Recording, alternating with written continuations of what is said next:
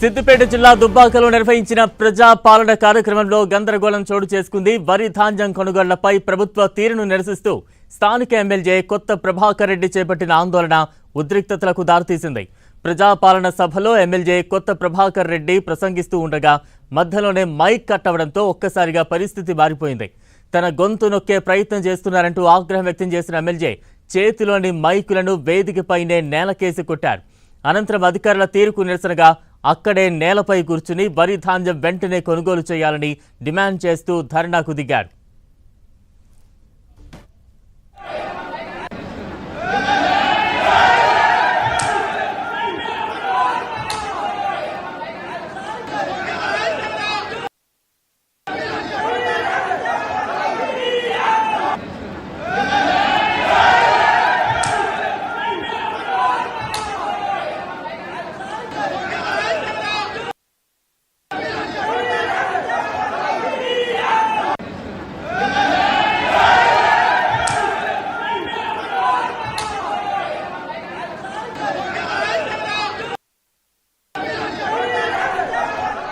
దుబ్బాకలో ఎమ్మెల్యే కొత్త ప్రభాకర్ రెడ్డి అసహనానికి సంబంధించి మరింత అప్డేట్స్ అందించేందుకు ప్రతినిధి పివి రావు సిద్ధంగా ఉన్నారు. రావు,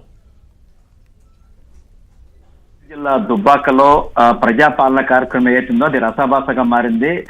ముఖ్యంగా ఈ యొక్క ప్రజాపాలనలో ఈ సంబరాలు చేసుకోవటం అంటే రైతులు ధాన్యం పండించి సిద్ధంగా ఉంచుకున్నారు అమ్ముకోవటం కోసం. కానీ ప్రభుత్వం కొనుగోలు కేంద్రాలు ఏర్పాటు చేయలేదు, రైతులు చాలా ఇబ్బంది పడుతున్నారు అని సిద్దిపేట ఎమ్మెల్యే తను ఏదైతే ప్రజాపాలన కార్యక్రమం ఉందో ఆ డయాస్ వద్దకు చేరుకునే డయాస్ మీదనే కూర్చొని నిరసన వ్యక్తం చేసిన సందర్భంలో తన యొక్క నిరసన తెలియజేస్తూ మైక్ అందుకుని మాట్లాడే ప్రయత్నం చేస్తా ఉన్నాడు. ఎందుకంటే కలెక్టర్కి ఎన్నోసార్లు విన్నవించుకున్నాం, కలెక్టర్ గానీ అధికారులు కానీ వ్యవసాయ శాఖ అధికారులు ఎవరూ పట్టించుకోవట్లేదు, కాబట్టి మేము ఈ ప్రజాపాలన కార్యక్రమాల్లో మేము నిరసన వ్యక్తం చేస్తున్నామని మైక్ అందుకుని మాట్లాడే సందర్భంలో కూడా మైక్ కట్ చేయడం జరిగింది. మైక్ ఎవరు కట్ చేశారో అని వెనక్కి చూస్తూ సీరియస్ గా 2 మైకులను కూడా నేలకు విసిరేసి కొట్టాడు. అనంతరం అక్కడ కార్యకర్త బీఆర్ఎస్ కార్యకర్తలు నిరసన దిగారు. ముఖ్యంగా సిద్దిపేట జిల్లాలో 4 లక్షల ఎకరాల వరి ధాన్యం ఈ సంవత్సరం పండింది. అందులో కేవలం ఒక్క దుబ్బాక నుంచే 2 లక్షల మెట్రిక్ టన్నుల వరి ధాన్యం ఉత్పత్తి అయిందని, దీన్ని కొనుగోలు చేయకపోవటం వల్ల రైతులందరూ రోడ్డెక్కిన పరిస్థితి ఉందని